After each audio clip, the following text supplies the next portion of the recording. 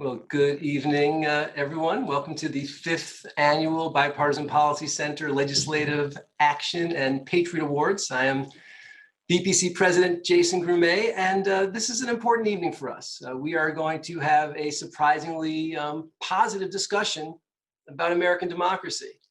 And it is not going to be theoretical. We are not going to quote Churchill and Franklin and talk about the world's greatest deliberative democracy. It is not going to be nostalgic. This is not about Reagan and Tip O'Neill having whiskeys together or members of Congress going to each other's Little League games. The Bipartisan Policy Center is fundamentally invested in the fierce urgency of pragmatism. And we are here today to acknowledge the creative and courageous members of Congress who are actually working together to get some things done and to hold the whole place together. You're going to hear the words political courage mentioned throughout this evening. And I just want to say a couple words about that before we jump into the program. Historically, the idea of political courage has been this kind of the lone outsider, Jimmy Stewart refusing to yield as Mr. Smith against a corrupt system. It's been the notion of being separate from the process that has been courageous. And that's not true today. Right? Today, it is division and disruption and dysfunction that dominates the system. And so, getting behind a message vote that, pleases your base and punishes the other side and does nothing for the American people, that's not courageous. It's not courageous to put political expedience in front of the core national institutions that protect all of our collective freedoms. What's courageous today is co-sponsoring bipartisan pieces of legislation. It's courageous today to not vote 100% with your own party. It is courageous to actually take the chance that C-SPAN 7 might see you having an affectionate interaction with a member of the other party on the floor.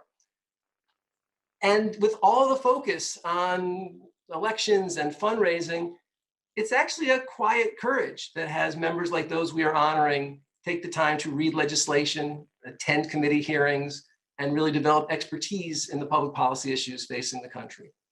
And so we think that these awards are actually very important because these are the unheralded skills that actually support the basic functioning of our country. And so it is a real delight to be able to present Legislative Action Awards and Patriot Award to 6 members of Congress. And so the other thing that is courageous is trying to do an event live with members of Congress, because while some would say that not much is being accomplished, we are spending a lot of time doing it. And so our 4 members of Congress have a vote that is going on right now. And so I want to now just jump into the discussion and spend very little time introducing them so that you can hear them yourselves. But our 4 Legislative Action Award winners, recipients of our pride and honor this year, are Representative Republican Don Bacon from Nebraska, Democrat Lisa Blunt Rochester from Delaware, Republican Adam Kinzinger from Illinois, and Democrat Dean Phillips from Minnesota. And we are delighted that you're here with us, and thank you. And with that, I have a couple of questions. I think maybe just probably 2 questions to ask each of you. And maybe like the votes itself, we'll go alphabetically, Don. So my first question is, what the heck's going on, right? Like, you guys are working hard. It's not easy, but can you pull this thing together, right? Let this collective audience know without, again, rose-colored glasses, like, how are we doing? And what can the Congress do over the next couple of years?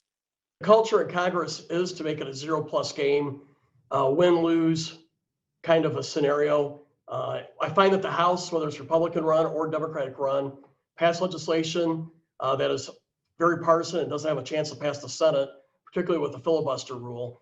We saw that in the 115th Congress when we had it. We saw it in the 116th. We're seeing it now, where hardly any legislation out of this House will likely get it through the Senate because it's too partisan. So how do we fix that? I've always told people back home, bipartisan doesn't mean voting for bills I don't like or go against my values. To me, bipartisanship means sitting down with Lisa and Dean or the problem solvers and finding areas of consensus and crafting bills that do not become win-lose, but become win-win. So both sides are achieving things that they agree on. And I think that's the future of our House if we can become successful out of the problem solvers, out of the For Country caucus, and things like that, where we're trying to find areas of consensus so we can produce win-win bills. But that is not the culture of the House right now. We have an uphill climb to counter where we're at. We got to change the culture. And I believe the spirit of finding consensus is the only way to turn this around. Thank you, Don. So, Lisa, same question with the added thought. What do you do that people don't appreciate that's kind of hard, right? What are some of the things that members of Congress do to make the system work that does not get acknowledged by, the cable glitterati? Yeah, well, first of all, Jason, thank you so much for having me here. I also want to say I'm deeply honored. All of us hold up your medals and show the crowd here. We are deeply honored to be recognized by the Bipartisan Policy Center. And I think, the first thing that I would say, echoing on Don's comments, Don and I actually came in together in 2016, the 115th Congress, and we made it an intention from the very first beginning of our terms to sign a pledge of civility. We made it intentional to say that we were going to try to work together. I think COVID-19 has made it even more difficult in this environment to do that. But, to your point, I consider myself a pragmatic optimist, meaning you have to have hope, or else why are we here? And so while there are many things that you see in the media that show all what is perceived as dysfunction, there are many bills that we do get done together that actually impact our constituents every single day. And again, it's intentional. Don mentioned the problem solvers. I'm part of a bipartisan policy working group, and it is sitting down and taking those tough issues as well as the ones that seem a little bit easier and saying, where do we find common ground? How do we work through these issues? And then how do we push the agenda? So one example I'll give is the direct payments just recently passed in the American Rescue Plan. While I am in the progressive caucus of the Congress, but I'm also in the New Dems, the business friendly caucus, because I don't feel they're mutually exclusive. And I feel that I represent a whole state. I'm one congressperson, but I was able to work with Pramila Jayapal on that issue, but also McKinley from West Virginia, who we don't necessarily agree on everything, but both of us knew our constituents were hurting. And we introduced a bipartisan bill and said it's going to be Noah's Ark. For every Democrat you bring, you got to bring a Republican. That's the kind of behind the scenes things that people don't know about that are intentional and about some of the work that we do here. And I think in order for us to see a change right now, particularly after what we just witnessed with this insurrection, it's going to really require us to have some uncomfortable conversations and get comfortable with that. It's going to require us to find some common truths, because if you don't have the truth in common, it's hard to work on policy. And so for me, I think it has to be intentional, it has to be deliberate, and it has to be because we care about our country and we care about our constituents. So, Adam, there's this mythology that bipartisanship is charming, that it's a gentle game among people who don't really have that much at stake. And I think those of you who are actually in the arena know that there is nothing gentle about collaboration at this moment. You've really been mixing it up.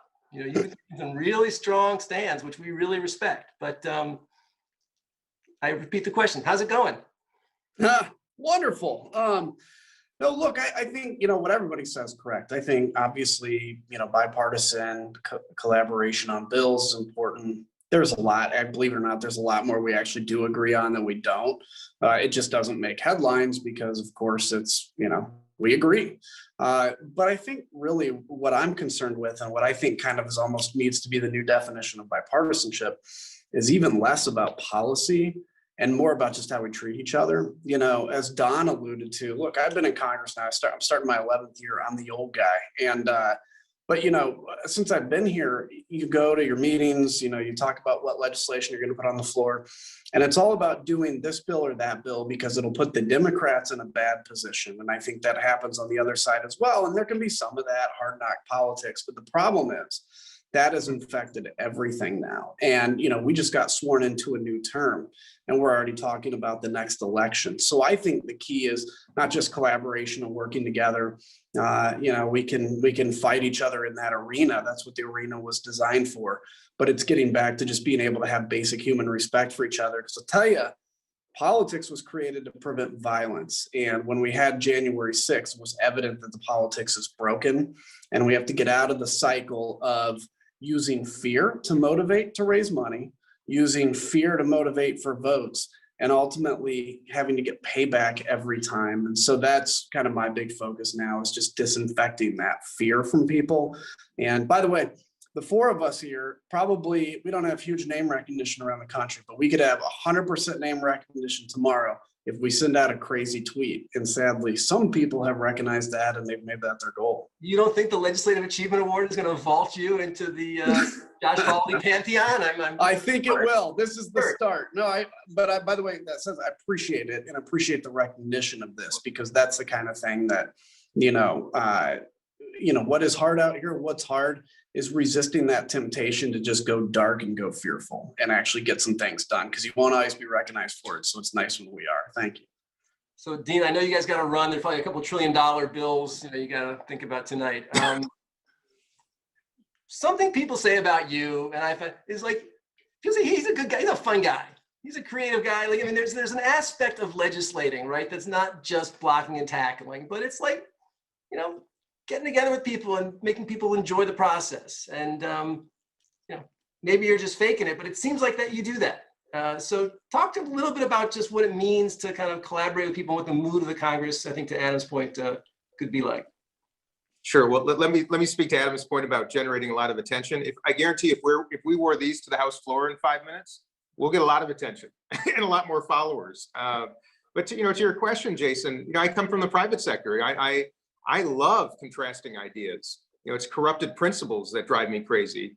And of course, we're all witnessing that. Misinformation is the enemy of all of us. It doesn't know politics.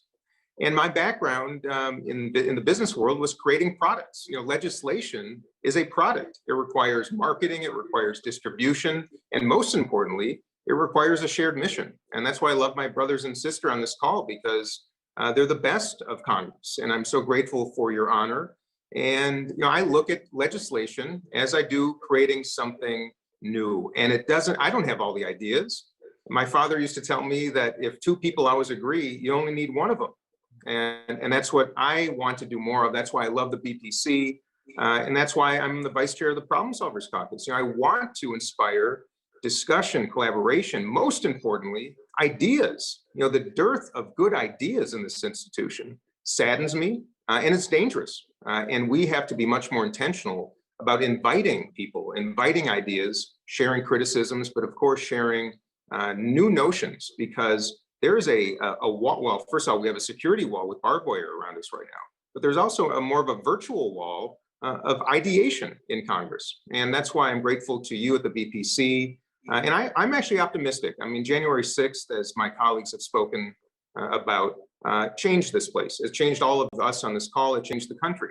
And we have a choice. Either we can look backwards or we can look forwards. And I'm an optimist at heart. I'm always hopeful. This makes me even more so, and especially people like Don and Lisa and Adam who's shown extraordinary courage, as you referenced, which is a rare commodity in this institution, makes me actually quite hopeful for the future. So I want to help out I don't care about politics. I want to keep this group in Congress, and most importantly, attract more of these principles to a place that surely needs it.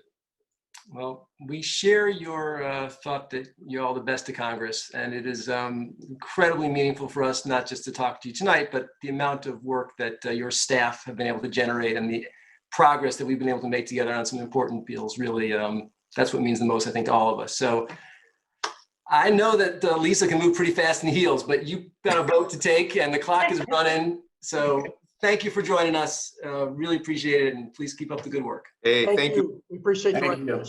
Thanks, Jason. Take care.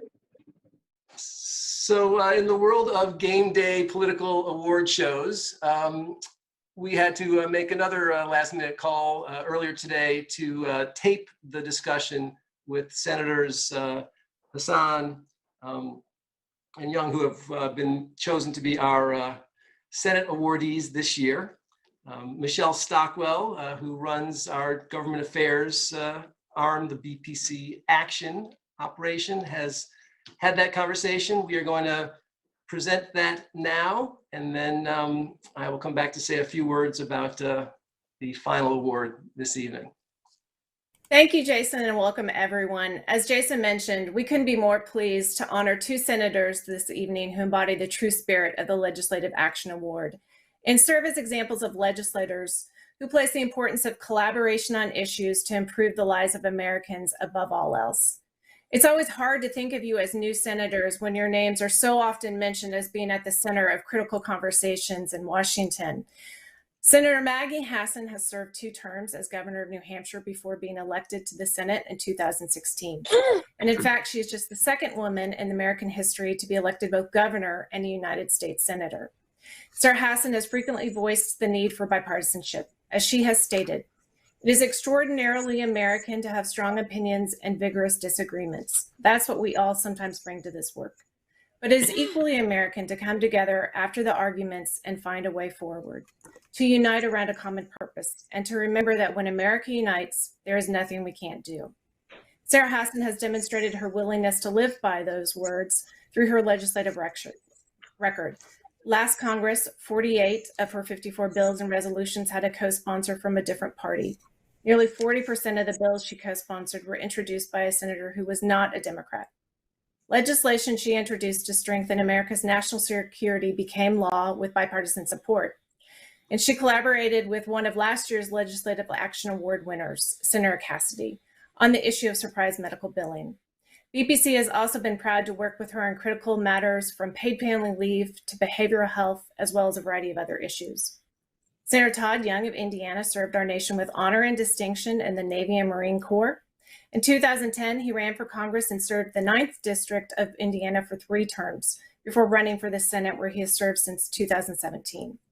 Senator Young exemplifies the ideal of a proud member of a party who also understands the importance of reaching across the aisle. He has been noted for his leadership ability in gaining co-sponsorships on bills, and in the last Congress, 38 of 51 of bills he sponsored had a Democratic co-sponsor. Of the 329 bills Senator Young co-sponsored, 46% were introduced by a legislator who was not a Republican. And issues he has championed include measures to bolster early childhood education and to develop a global economic security strategy. BPC is, of course, also proud to have worked with him on retirement security issues and commend his leadership on this front. Recently, Senator Young wrote, "No doubt, politics are important. But increasingly, we see those who vote differently than us, not as fellow Americans with different opinions, but instead as adversaries with the worst intentions. We must not define ourselves or our fellow citizens by how we vote." So with that, let me congratulate our 2 Legislative Action Award winners, and thank you both for joining us. I'd like to begin with a question to both of you, and shouldn't be as a surprise coming from the Bipartisan Policy Center. What does the concept and importance of bipartisanship and political courage mean to you, especially today in the environment in Washington and the deep polarization in the country? Senator Hassan, do you want to start us off? Sure. Well, first of all, just thank you for the recognition for the center's work and for your determination to remind Americans about what we have in common and our common goals and our common purpose. And it's a real honor to be here with my colleague and friend, Todd Young, and very glad to share this recognition with you, Todd. Todd and I work together on a lot of bills, which I'm sure we're going to discuss in a few minutes. And it is nice to see you, even if just virtually. You know, one of the things Todd and I usually before COVID ran into each other in the Senate gym a fair amount. So I'm looking forward to a time when we see each other more informally again. But look, the concept of bipartisanship is critically important for a number of reasons. One, it really does reflect that Americans have a lot of different opinions, and yet we still come together in our communities, in our families, in our businesses, and get things done by sharing ideas and working things out when we're trying to reach a common goal. So it is incumbent on members of Congress to follow that critical example, especially in a country which was founded on the notion that we'd have different ideas, different ways of looking at things. I think it's critically important to reach across the aisle, not only because it reflects the way our constituents do things, but also because I do think you build more long-lasting solutions when you involve people at the front end who may have differing views. And so, we got a briefing recently from one of the flight engineers on the Mars rover project, who said, she is a young woman who came here as an immigrant. And she said, when you have people at the table who are looking at things from different angles, you get cutting edge solutions. So both in terms of the substantive content of the solution and in terms of its durability, given changes in politics, I think bipartisanship is really important. Well, my constituents sent me to Washington to actually get things done and to craft the best possible policy solutions that will actually improve their lives. And I know that the Bipartisan Policy Center is dedicated towards this sort of governance, soliciting the views from a wide range of constituencies and encouraging legislators to do the same, making sure that our principal disagreements don't obscure the many agreements we have on all range of different issues, and then drawing from the best ideas that are out there. Neither party, no individual has a monopoly on good ideas. So it's really essential that we solicit the perspectives and ideas from a whole range of different sources if we're really going to develop quality legislation. And if we're essentially dividing the country in half, we're cutting off half of the good ideas out there, because roughly half of the country are Republicans and half are Democrats right now. And so for me, bipartisanship is not an end in itself. It's a means to a very important end, which is a small r, Republican end. We are a republic of self-governing citizens. And in a republic of self-governing citizens, our lodestar should really be not getting a stronger political hand over the other side, but instead looking out for the common good. And I think bipartisanship is typically the best avenue to accomplish that. Over the last Congress and continuing into this year, the House, through the House Select Committee on the Modernization of Congress, has been going through this self-reflection process. And how does it maybe make some improvements to how it improves its efficiencies and effectiveness? And there's a lot of conversation these days on the effectiveness and how the Senate operates, and wanted to get your thoughts on, do you see places where there can be improvements in how the Senate functions? And maybe to put it another way, as relatively new senators, are there things that you noticed when you arrived that you wish were different, that you think there could be changes to as we look toward this Congress?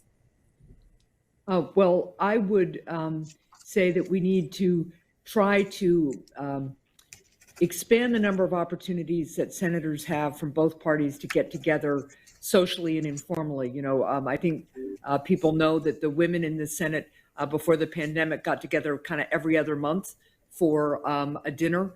And that kind of just informal getting together is really important, but it's hard to fit into the schedule. So that would be one area. But in terms of legislative process, one of the things that has just I just find frustrating is the way we vote, right? So there are a lot of Senate rules that impact when we can have an actual vote on a particular issue or a particular nominee, let's say, but they are called kind of once agreement is reached, all of a sudden there's times to vote. And we could have a constituent meeting set up for weeks and all of a sudden get told there are 3 votes during that same time period. So you have to tell the constituent you can't see them.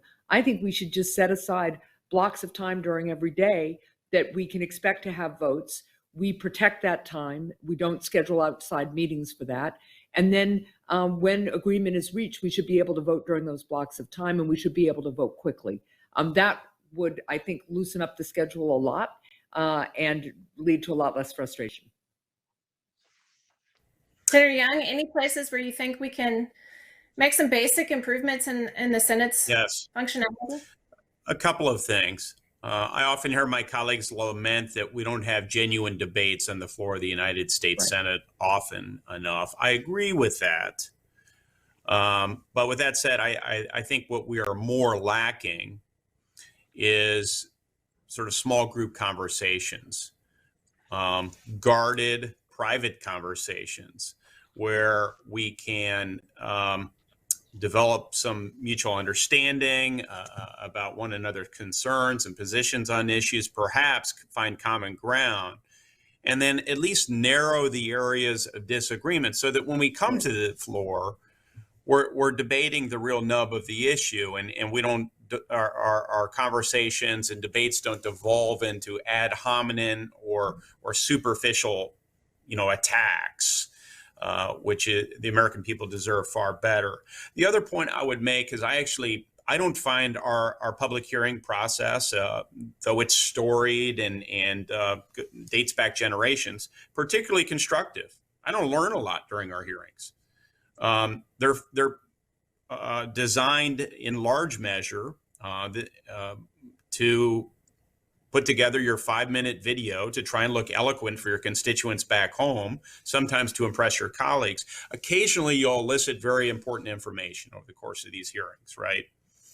But I think instead, here again, if we had roundtable conversations, you could still have the C-SPAN Klieg lights on to ensure openness for the American people, but some roundtable conversations, where there's a lot more give and take, a little less structured in our conversations.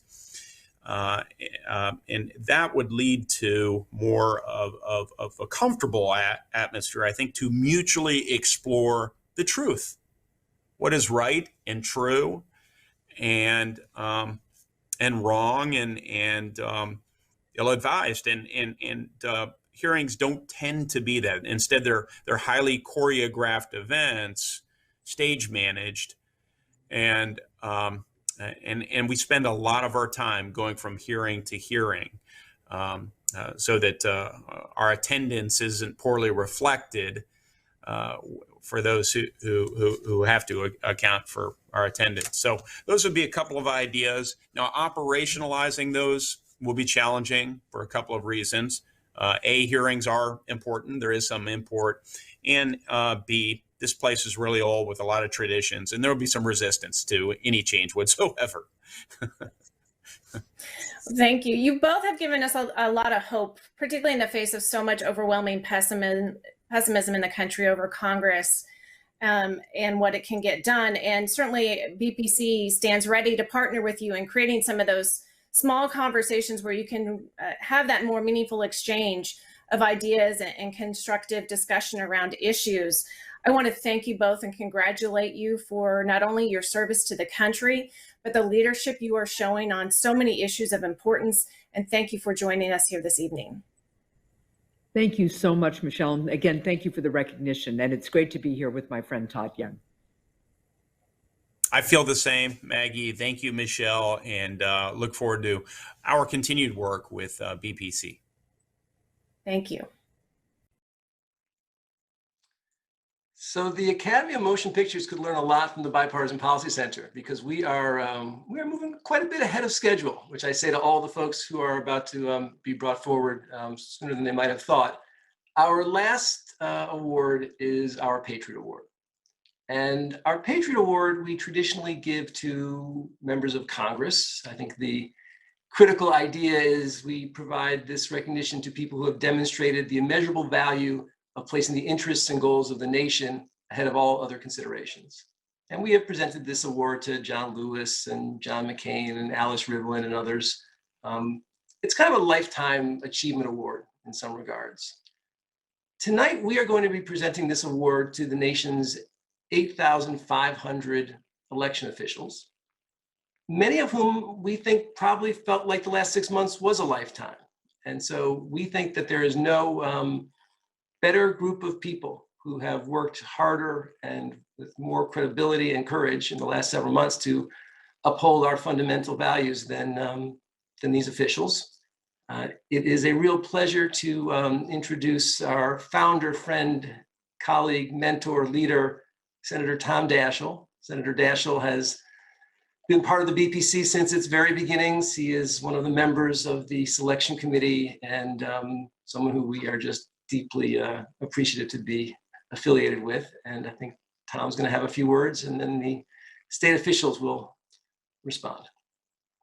Well, thank you, Jason. I couldn't agree more on the extraordinary challenges that our state officials have experienced these past 6 or even longer months. But the United States has never really seen an election like the 2020 presidential cycle. Our voting processes were dramatically impacted by the COVID-19 pandemic. And then the election was bitterly contested before, during, and after a record 155 million ballots were cast. Elections at their very core are a human process.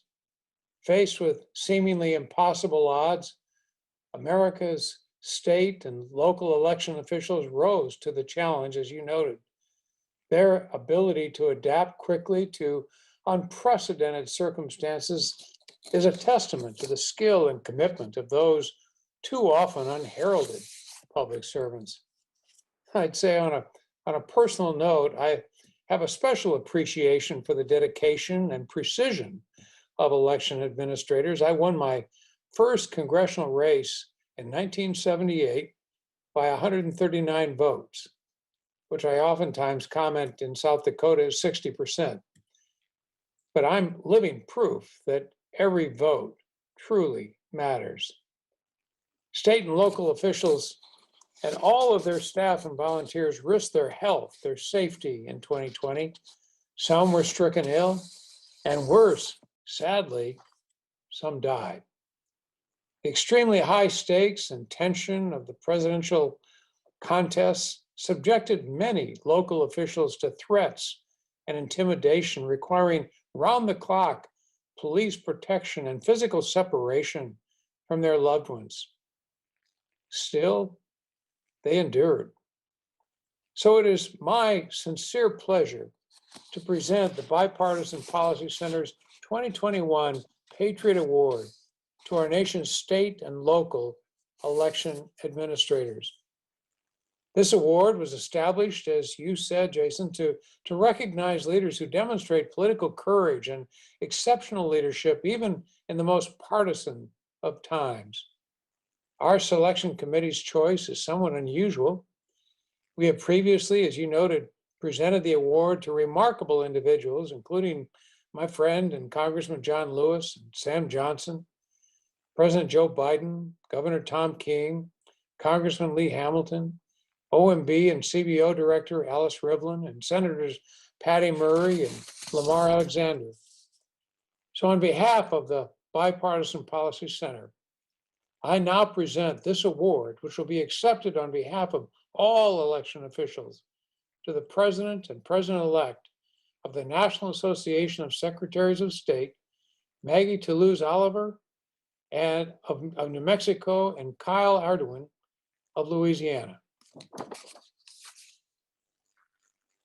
Well, thank you so very much, Senator Daschle. On behalf of election officials at all levels around the nation, I want to say that it is truly an honor to receive the Patriot Award this year alongside my colleague and dear friend, Secretary Ardoin. I'm humbled and grateful for this recognition of the work that so many people do to make sure that our democracy is secure. First, of course, let me thank the Bipartisan Policy Center for all the incredible work you do bringing people and ideas together in service of improving our government and nation. I have had a wonderful time working with all of the talented members of your staff over the years, and I only wish we could all be here in person for today's event. We live in a time of great promise and opportunity in our country, but also one of great divisions that threaten the core of our civil society. The work of government is the work of bringing people together to solve problems in spite of our differences. That idea is at the heart of what you all do at the Bipartisan Policy Center, and it's an idea that has guided me throughout my career. Election administration has a certain unique place within our government that fits me well because there is truly no room or purpose for partisanship. My goal since I first started as a county clerk many years ago has simply been to make voting easy and secure and to find ways to bring more transparency and accountability to government so that people can be more engaged and make better decisions. These are worthy goals, no matter your party preference or place on the ideological spectrum. But too often, even the work of election administration is clouded by partisan aims that undermine the ideals of our democratic republic. We're seeing that happen right now as certain states look to restrict voting access even after the tremendous voter participation we saw in the 2000 elections. This, however, simply tells me the work is not finished. The problems are not solved. And being the recipient now of an honor like the Patriot Award puts into even greater focus why I do this work and where we can all go from here. Thanks again, and I look forward to working with all of you in the future as we continue the work of solving the problems and fulfilling the promise of our democracy. Well, thank you, Senator Daschle, for those kind remarks. I want to thank everyone for this opportunity. I'm especially thankful to represent Louisiana's election workers and election workers from all across our great country in accepting this award from the Bipartisan Policy Center, and to humbly join the notable past honorees of the Patriot Award, along with my colleague, Secretary Oliver of New Mexico. As Louisiana's elected Secretary of State, I'm proud to be the public face of our citizens and the 474 employees of our office and our election partners throughout the state who fought through never before seen circumstances like early voting lines, voter registration deadlines, COVID-19 protocols, multiple natural disasters, and other previously unforeseen issues. I further pledge to continue the level of excellence that this award is founded upon and will work to provide our state, and through my upcoming leadership of NAS, our country, with a strong defense of our electoral system. Thank you again for all your kind recognition of election workers all across this country, without whom we could not deliver democracy to the people of our great nation. Thank you and God bless. Well, it means a lot to us to have had the opportunity to work with many of these officials. As I think you heard from Tom and others, this was really a matter of putting nation not just in front of party, but sometimes in front of personal safety and family. And I think we recognize that their work is by far not done. Now, some of the most active moments of states working now to try to learn from and improve upon the experience of the last several months. And so we hope everybody will recognize and say hi to your state election official. To bring this process to a close, it is now my privilege to introduce the chair of the board of the Bipartisan Policy Center, Robbie Bach. Okay, well, Robbie thought he was, so we may be having a little bit of a last minute, just as I thought we were going to ride to victory. I guess the Academy Awards don't have to yet feel our wrath. Let me just then close with just a couple of thoughts. I think, first of all, the premise of this whole idea is that there are public servants, proud, productive partisans who doing the hard work of the country without a lot of recognition. And I think the purpose of the Bipartisan Policy Center is to provide some infrastructure to support them. The sources of rigidity and division are well funded. And it's not hard to figure out how to make the other party look bad. It is hard to have the courage and the support to actually venture a compromise, to have the staff expertise and the subject matter confidence to be able to actually propose a new idea. And that's why BPC exists. And we would not be able to do that without the collaboration, intellectual commitment, the time, and the resources of so many folks on this call. So I guess I would just close by saying we thank you all very much for your partnership and your collaboration, and appreciate you joining us this evening.